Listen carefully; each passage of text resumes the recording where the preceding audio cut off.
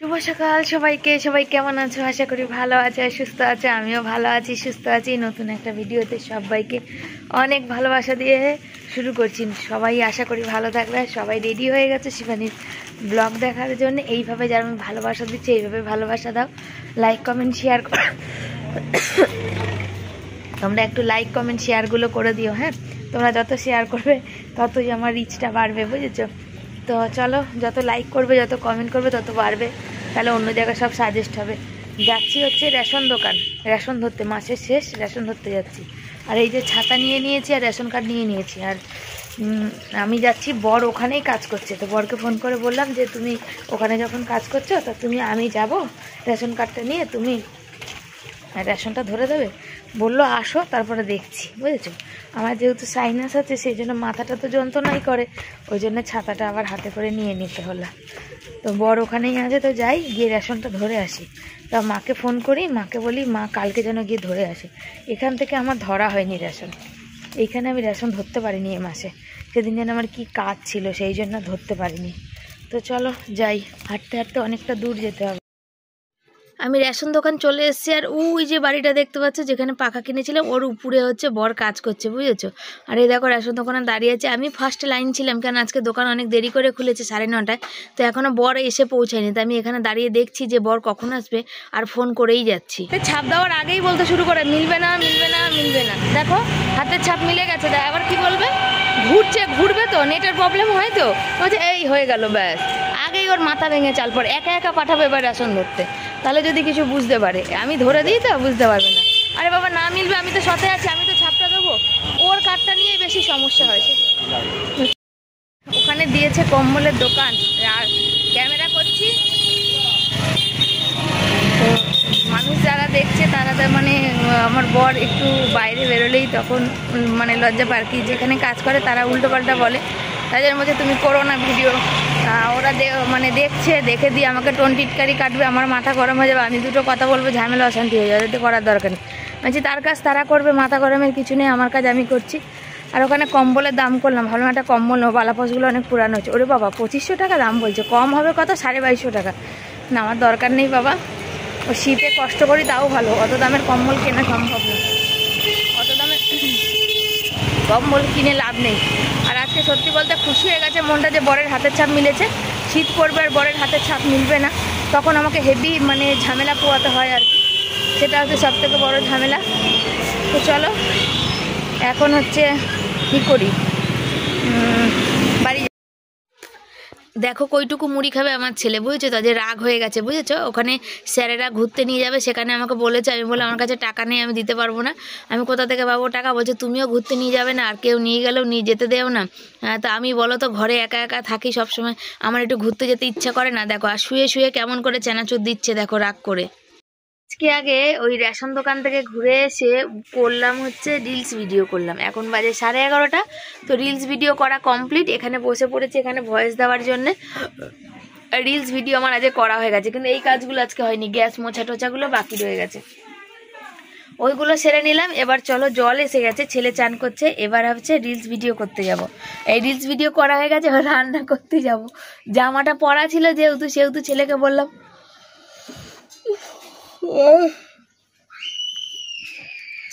বাবা রিলসটা তাহলে আগে করে নি। ছেলে বললো করো। ছেলেও, আমি যখন আসছি রেশন দোকান থেকে রাস্তায় ছেলের সঙ্গে দেখা হয়েছে, ছেলে জিজ্ঞাসা করলো কই গেছিলে তুমি? আমি বললাম যে আমি রেশন দোকানে। বললো বাবা ওখানে কাজ করছে, তো ওখান থেকে একবার হাতের ছাপ দিয়ে নিলাম। তারপর ছেলে আমি একসাথে আসি, ছেলে আস্তে আস্তে বলছে মা স্যার বলছে ডিসেম্বর মাসে পিকনিক করতে নিয়ে যাবে। আলো নিয়ে গেলে বাবা তোমার তো যাওয়া হবে না। বলছে তুমি নিজেও কোথাও ঘুরতে নিয়ে যাচ্ছ না, আর কেউ নিয়ে গেলে যেতেও দিচ্ছ না। বলছে কেউ নিয়ে গেলে কি ফ্রিতে নিয়ে যাবে তোমাকে? তাহলে তুমি যাও, আমার কাছে তো টাকা নেই। বলছে এই জন্য সবাই ঘুরতে যায়, কত জায়গা যায়, হ্যান ত্যান করে। দেখো আমার সাথে মুখ ভার করে রাগারাগি করছে। ছেলে রাগারাগি এই কারণে করছে, সত্যি কথাই আমি কোথাও নিয়ে যেতে পারি না, ঘরেও নেই, তাই বলছি। সত্যি বলতে বিশ্বাস করো আমাদের সে সামর্থ্য কুলায় না, একটা জায়গা ঘুরতে গেলে 2-3 হাজার টাকা টাকার ব্যাপার। ওই বলেছিলাম টেস্ট হোক তারপরে নিয়ে যাব, সবাই গেছিলো টেস্ট হোক, পরীক্ষা হওয়ার পর যত বন্ধু বান্ধব যত যাদের মাদের সাথে আমি বসি ওকে নিয়ে যেতে পারিনি। তারপরে হলো মাধ্যমিকের রেজাল্ট বেরিয়ে গেল, তাও নিয়ে যেতে পারলাম না। 11 ক্লাস ফার্স্ট পরীক্ষা হয়ে গেল, ছুটি হলো, শীত পড়লো, এখন নিয়ে যাওয়া নাই। দেখো এই করতে করতে চলে যাবে ডিসেম্বর, তারপর জানুয়ারি ফেব্রুয়ারি মাসে পরীক্ষা হবে, মার্চ মাসে আবার ভর্তি প্রায় 15-20 হাজার টাকার ব্যাপার। কারণ এবছর এক একটা বই 1000 টাকার উপরে কিনেছি। তাহলে বলো কি করে সম্ভব, তোমরাই বলো। ওগুলো আমি আবার ভাবনা চিন্তা করতে হবে তো, বলো। ওকে যে আমি 500-1000 টাকা দিয়ে যে ঘুরতে পাঠাবো, ওটা থাকলে অনেক কাজে দেবে। তাহলে তুই নিজে জীবনে চাকরি বাকরি করতে পারিস তখন নলে ঘুরবি। আর দেখা যাক কি হয়, যদি পারি তো নিয়ে যাও। তখন ওর বাবাও বলছিল আসল কথা এত পড়াশোনার চাপ, ঘর থেকে বাইরে খেলতে যায় না, কোথাও যায় না, মামা বাড়ি পিসি বাড়ি মাসি বাড়ি কাকা বাড়ি কোনো জায়গাতে নেই মানে যাওয়ার। কেন আমার বাপের বাড়ি ঘরের কাছে, আমার দিদির বাড়ি ঘরের কাছে, বোনের বাড়ি ঘরের কাছে, মানে গিয়ে যাতায়াতের রাস্তাতে সবসময় দেখা হয়, তা সেখানে কি আর থাকতে ভালো লাগে? তো ওই জন্য ছেলে রাগ করছে, তোমরাও নিয়ে যাও না আর আমাকেও কেউ নিয়ে গেলে যেতে দাও না, পয়সা দাও না। তো কি বলবো ওকে, কি বোঝাবো বলো, বোঝানোর মতো ভাষা নেই আমার। সত্যি আমরা কতটা মানে অপারগ বাবা মা যাকে বলে। চলো পরে আসছি। মনেই ছিল না যে পুঁই শাক কাটতে হবে, জানো তো, সেই জন্য পুঁই শাকের পাতা কাটিয়ে নিয়ে তারপর এখন রান্না করতে বসে হঠাৎ মনে পড়লো মাছের তেলটা আছে তো। তবে বিশ্বাস করার পর থেকে ভয়েস দিচ্ছি তো, পুঁই শাক আর মাছের তেলটা এত টেস্ট হয়েছে আমি না খেয়ে আর থাকতে পারলাম না। আজকের হিসাব মতো আমি বেশি খেয়েছি। আমার কিন্তু একদম পুঁই শাক খাওয়া চলে না জানো তো, কিন্তু ফেলে দেবো এক সেই দিকে কথা। আর দ্বিতীয়ত হেভি দারুণ টেস্ট হয়েছিল। ভেবেছিলাম আজকেরটাই টেস্ট হবে না, আজকে মানে কোনো রকম করেছিলাম, অনেকটা দেরি হয়েছিল।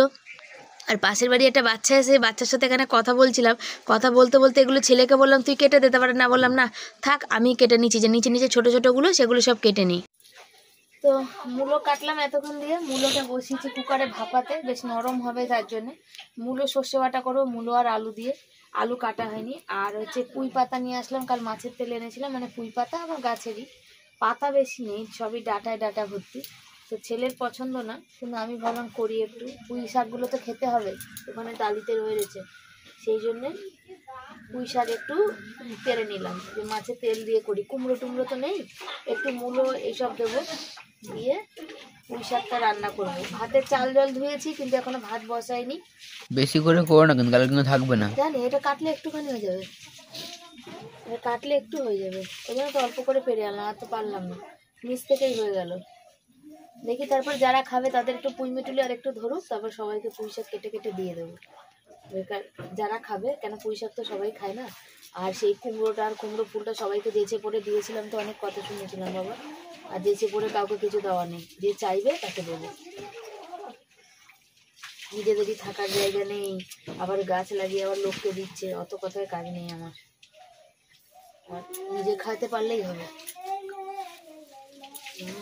দাও আবার কথা ওই করো, সবাই না, আবার 2-1 মানুষ। এই যে পুঁই শাকে দেখো পাতা খুব নেই, দেখো এইখানটা আমার অনেক পাতা, কিন্তু এইখানটা অনেকগুলো ডগা ছিল। দেখো দেখাচ্ছি তোমাদের কতটা, এই একটা ডগা, এই একটা ডগা, এই একটা ডগা, এই দেখো এই দিক দিয়ে একটা ডগা, এই একটা ডগা, এই একটা ডগা, এই একটা পুঁই মিটুলির ডগা, অনেকগুলো, এই একটা ডগা, এই দেখো সব ডগা ডগা বেরোচ্ছিল, কিন্তু আমি কেটে ফেলেছি, কি আর করা যাবে। সামনে যেগুলো ঝুলছিল সেগুলোই কেটেছি, উপরে কাটিনি।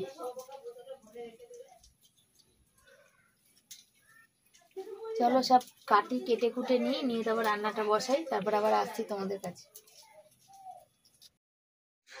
বসিয়েছি মাছের ঝোল, আর দেখতে পাচ্ছ মশলা আজকে সিলে বেটে করেছি, অন্যদিন পেঁয়াজটা ঘষে দিয়ে আজকে করিনি, আজকে সিলে বেটে দিয়েছি।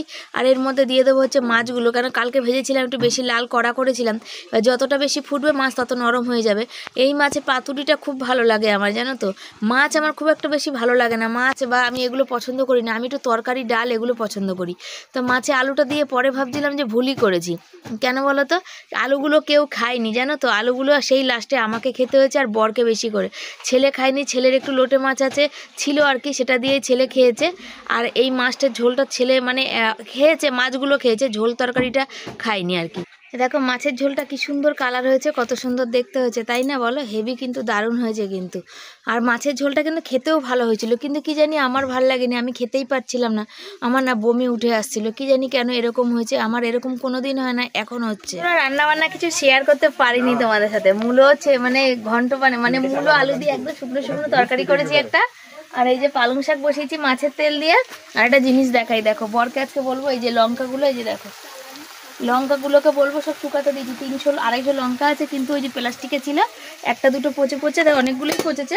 আর এখন ওখানে ঢেলে দিয়েছি। বরকে সন্ধ্যেবেলা এখন আবার তুলে রেখে দেবো। বরকে সন্ধ্যেবেলা বলবো তুমি একটু বেছে দাও বোটাগুলো। আজকে আমি প্রচুর কাঁচা লঙ্কা বেটেছি, আর হাত জ্বালা করছে। এতেও লঙ্কা বেটে দিয়েছি, আর মূলোর তরকারিতেও লঙ্কা বেটে দিয়েছি। দেখো মূলোর তরকারিটা, মাছের ঝোলটা তো দেখিয়েছি, আর মূলের তরকারি করেছি জানো তো, ধনেপাতা দিয়ে সর্ষে বাটা দিয়ে। মানে এটা আমি একটু রস করতে চেয়েছিলাম, কিন্তু হলো না। তো এখন তো মূলো উঠেছে, অন্য একদিন নাহলে করা যাবে। তো বর মাসে তাড়াতাড়ি চলে এসছে। আজকে বর হচ্ছে অন্য মানে ও ছিল, ওর সাথে আরো মিস্ত্রি লেবার ছিল, সেই জন্য আজকে তাড়াতাড়ি হয়ে গেছে। কিন্তু কন্ট্রাক্টর জানতে পারলে আবার ঝাড় মানে দেবে সবাইকেই, কেন 2টোর সময় কাজ ছুটি হওয়ার কথা। তারপরে হচ্ছে টিফিন করে ওরা, দিয়ে 2:30-3টের আগে ছুটি। আজকে 2:20 বাজে বাড়ি চলে এসছে। আর আমার বর কাজ করলে কারোর কাছে কথা শুনবে না, ও একদম টাইম টু টাইম বেরোবে। 2:30 অবধি কাজ করবে, তারপরে হাত পা ধোবে, যন্ত্রপাতি ধোবে, 3:00-3:45 বাড়ি আসবে, বুঝেছো? আমি তাই বলছিলাম তুমি অন্য লোকের সাথে কাজ করবে, এটাই তোমার ঠিক আছে। নিজের কাজ মানে নিজে একা কাজ করা দরকার নেই, সাথে জুড়িদার থাকবে, তাড়াতাড়ি হয়ে যাবে, বুঝেছো? তো এই যে হচ্ছে এইটা হয়ে গেলে ছেলেকে খেতে দেবো, আমি খাবো, জামা কাপড় তোলা হয়ে গেছে, ঘর ঝাড় হয়ে গেছে, সব হচ্ছে। বসে পড়ো, দাঁড়িয়ে আছো কেন, কি সমস্যা? তো চলো তরকারিটা করে নি, পরে আসছি। বর মাসে চান করে চলে এসছে, আর আমার বরের খিদে পেয়ে যায়, চান করে 1 মিনিটও থাকতে পারে না। আর আমার বর মাসেকে তোমরা সবসময় খালি গায়ে মানে খালি গায়ে দেখো, তাই এখন হচ্ছে খালি গায়ে না, এখন হচ্ছে জামা পরা, শীতকাল পড়ে গেছে। अभी गर्मी नहीं है ना, अभी शरीर का गर्मी कहीं और निकलेगा। তো ঠান্ডার জন্য চান করে আসে, একটু ঠান্ডাই লাগে, ওই জন্য গরম গরম ভাত আজকে জুড়া দিইনি। ফ্যানটা ফেলে আসবে আমার বর মাসে। আমার বরের হচ্ছে দিনে ঠিক আছে, রাতে হলেই বিকাল হলেই এই যে জলটা চান করে আসলো, ভালো করে চুল মুছেছে, দেখো পুরো শুকিয়ে এসছে এই মোছার চোটে, কিন্তু তবু ওর মাথায় ভীষণ যন্ত্রণা করছে, তাই তো। আর দেখো দাড়িগুলো কাটে না, সেদিন ঘরে দাড়ি কেটেছে, তোমাদের একটা কথা শেয়ার করি। দেখো এইখানে দেখো, এই দেখো এইগুলো কাটেনি, জানো তো, এই দাড়িগুলো কাটেনি, জানো। আমি দেখছি ঘুমাচ্ছে, আমার ছেলে বলছে ওমা বাবার মুখের এই হাত ব্যথা করছে, দাঁড়াও এই বাবার মুখের এইখানে এগুলো কি মা বড় বড়। আমি দেখি তো ওদের কারে বলছি তুই কাটুনি, তো বলছি কাটিনি, আমি দেখি তো, তখন ও দেখছে তো দেখছে রয়েছে, ওগুলো আর কাটেনি, কিন্তু ওগুলো যাবে এই ঝপড়া কাটবে তবে কাটবে। তবে আমার বড় চুল না বড় বড় রাখতে ভালোবাসে, জানো তো, ওর অভ্যাস খারাপ। আর বড় চুল যখন রাখে, দাঁতটা বন্ধ করো তো, একটা থাম্বনেলের ছবি নেই, ওই দেখ অবিনাশ কালপুর, তোমরা কি থাম্বনেলের ছবি নিয়েছো, তো ছবি সব আসি। বাবা আয় তো বড় বড় চুল রাখতে ভালোবাসে, কিন্তু বড় বড় চুল রাখলে ভীষণ ঠান্ডা লাগে। আর একটু সেলের ধাত আছে, যার জন্য ওর মায়ের আছে, মানে বংশগত এটা, ওর মায়ের আছে। এবার ওর মনে হচ্ছে হবে ভবিষ্যতে। আমার কপালে কি আছে জানি না, আমার বাবারও ছিল, জানো, আমার বাবার হাঁপানি ছিল, আমার ঠাকুমার হাঁপানি ছিল, সেখান থেকে আমার বাবার হয়েছে। আর আমাদের বংশে আমাদের 5 ভাই বোনের কার হবে জানি না, তবে ছোটবেলায় আমার বোনের ছিল, ছোট বোনের ছিল, অনেক কষ্টে ভালো হয়েছে। আর এই যে तो फिर करीबा जरा आना करीबा जरा ना बाबा ना चलो खेते। এ দেখো আজকে রান্না বান্না, কালকে লোটে মাছটা কতটা রয়েছে, আর এই যে তরকারি মানে লোটে মাছ রয়েছে কি আমি বাঁচিয়ে রেখেছি ছেলের জন্য। ওই যে মূলো ঘন্ট আর এই যে পুঁই শাক করেছি মাছের তেল দিয়ে। আর মূলো ঘন্টটা কিন্তু সেই মানে লেভেলের টেস্ট হয়েছিল, জানো তোমরা। খেয়ে দিয়ে এত পরিশ্রম হয়েছে আজকে, আর কিন্তু বাসন কোসন ধুইনি। আর দেখো আমি ভাবছি মনে ছেলে আমার ফোনটা দেখছে, ও মা ভিডিও করছিল, জানো, ওই দেখো ওকে, ওই জন্য আমি দেখতে লাগলাম। আর বর এখানে লেবু ছাড়াচ্ছে, বললো না তোমাকে আর ছেলেকে দিই, পরে আমি নাহলে খাবো খানে। আমি বললাম না, যা ছাড়াবে একসাথে ছাড়াও। তো আমি শুয়েই পড়েছিলাম, আমি পারছিলাম না বসতে, এত কোমরে যন্ত্রণা করছে। তার মধ্যে কিছুদিন ধরে আমি খেতে পাচ্ছি না, খাবার খেতে কেন পাচ্ছি না জানি না, শুধু মুখ দিয়ে জল কাটছে, মুখের ভিতরটা কোনো স্বাদ নেই। ঝাল করি তরকারি করি যাই করি না কেন, নিজের হাতের ভাত মেখে নিজে খেতে পাচ্ছি না। যদি ছেলে ভাত মাখছে দুগাল দিয়ে খাওয়াচ্ছে, তো সেটা অমৃতের মতো লাগছে। তো এখানে বল লেবুটা দেখো যে কেউ আমাদের ছাড়িয়ে দিচ্ছে ছেলের আর আমার জন্য। ছেলে বলছে আমি এখন খাবো না, আমার পেটে একটু জায়গা নেই। বর বলছে না খেতেই হবে। সন্ধ্যা সবাইকে, সবাই কেমন আছো? ভালোই আছো তোমরা? আমিও ভালোই আছি, মোটামুটি আছি। বর বানিয়ে নিয়েছে চা। কেন আজকে সারাটা দুপুর ঘুমাতে পারিনি, বলে না পরের বাড়ির শত জ্বালা, কাউকে কিছু বলার নেই। সারাটা দুপুর একটু শোয়া নেই, সব এসে মানে দল এসে দল, এটা একটা বাড়ি, একটা ক্লাব ঘর আর কি। তো বর বানিয়েছে সেজন্য চা বানিয়ে নিয়েছে। এখন 6:15 বাজে, ছেলে পড়তে বসে, ছেলে পড়তে যাবে। আর হচ্ছে এই যে বাসনটা যাব আমি এখন ভেজাতে। আর ওই যে আওয়াজ পাচ্ছ, সব দুনিয়া 14 গোষ্ঠী সব এখানে। ওই কি বলে জানি না কবে থেকে শান্তি আছে। এটা একটা ক্লাব ঘর, বুঝেছো? এখানে সবাই আসবে, যখন যাবে, যখন যা ইচ্ছে যতই বলো কিছুই হওয়া নেই। এখান দিয়ে শুনবে, এখান দিয়ে বেরোবে, হচ্ছে বলার তো কিছু নেই। তো ছেলে পড়তে যাবে, আর হচ্ছে এই যে বর চা খাচ্ছে, আর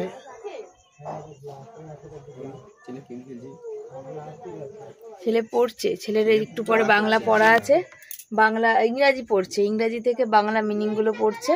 আর রাতে রান্না আছে বলতে আজকে আমাদের অনেক তরকারি আছে, জানো তো? তরকারি বেঁচে যাবে। আমার মানে বর তো ভাত খেতে চায় না, ভাত খাবে না, ভাতও তেমন পরিমাণে নেই, কিন্তু তরকারিটা কি করব সেটাই হচ্ছে কথা। কেন মূলোর তরকারি ঝাল হয়েছে, আর মূলোর তরকারি আমার ছেলে পছন্দ করে না। তরকারিগুলো যা খাওয়াবে, এত দাম সবজির, তারপর যদি কালকে নিরামিষ, যেহেতু সেই জন্য নিরামিষ না হলে চিন্তা নেই। এটা যদি ফ্রিজ থাকতো কোনো ব্যাপার ছিল না, কিন্তু ফ্রিজ নেই তো সেই জন্য। দেখা যাক কি হয়, চলো সাথে থাকো। পড়তে চলে গেল, ছেলেকে বললাম কিছু খা, অল্প একটু কিছু খেয়ে গেল, মানে একটা লেবু খেয়ে গেল। আর কি, এই যে বরকে বললাম একটু বিছনা ঝাড়া, বর একটু বিছনা ঝেড়ে মশারিটা খাটিয়ে দেবে, প্রচুর মশা খাচ্ছে। বরের মুখটা দেখো, আর মানে ওর মাথা ব্যথা করছে এমনি, তার মধ্যে সব ওইদিকে সব এসে সব বাড়িতে চেল্লামিল্লি করছিল। ওর আরো ভালো লাগছিল না, যে বললাম কথাটা যে বাড়ি না তো, মানে একটা ক্লাব ঘর আর কি, ক্লাব ঘরে বাস করি। চাইলেও কিছু করার নেই, কিছু বলার নেই, বললেও শোনে না, সে হচ্ছে ব্যাপার। কি আর করা যাবে, কিছু করার নেই। এই ধনেপাতাটা আমি দেখো বাঁচিয়ে রেখেছি, শুকিয়ে গেছে, জল দিয়ে রেখে দেবো, কালকে ডালে দেবো, লাউ ডাল করব, সেই ডালে দেবো। লাউ ডাল না, লাউ কালকে কাটবো না, কালকে ঝিঙে আর মূলো দিয়ে ডাল করবো, জানো? আজকে তরকারি ফরকারি তো রয়েছে, কালকে আজকে খেয়ে বেঁচে এখনো আছি, কালকের কথা চিন্তা করছি। কালকে খাবো হচ্ছে ডাল করব, কালকে ঝিঙের তরকারি করব, করলা আলু ভাজবো, আলু সেদ্ধ দেবো, আর লেবু আছে, লেবু খাওয়া হবে, লেবু আজকে জল দিয়ে রাখা হবে, বুঝেছো? আর এই যে বর পুরো বিছনা ঝাড়তে নিয়ে ব্যস্ত। ও ঝাঁটা আনবে, শোনো একটা, দেখো একটা ঝাঁটা নিয়ে আসো। তো চলো, বর এই যে বিছনা ঝেড়ে মশারি খাটিয়ে দিচ্ছে। রাতের দিকে আর সেই মশারি খাটালে একবার হয়ে গেল না, আর ঝাড়াঝাড়ি হয় না, জানো তো? ঝাড়া যায় না ভালো করে, আবার মশারি পুরো খুলতে হয়, তারপরে আবার মানে ই করতে হয়, আবার মশারি খুলে আবার খাটালে কি বলো, প্রচুর মশা ঢোকা। মশা আমাদের ঘরে এসে দেখো, যাদের যত মশা লাগবে নিয়ে যা, পুরো কিল কিল কিল কিল কিলবিল কিলবিল করছে, একদম পোকার মতো মানে ধূপকাঠি জ্বালিয়ে জ্বালিয়ে নাকে গন্ধে আমাদের মাথা খারাপ হয়ে যাচ্ছে, কিন্তু মশার মাথা খারাপ হয় না।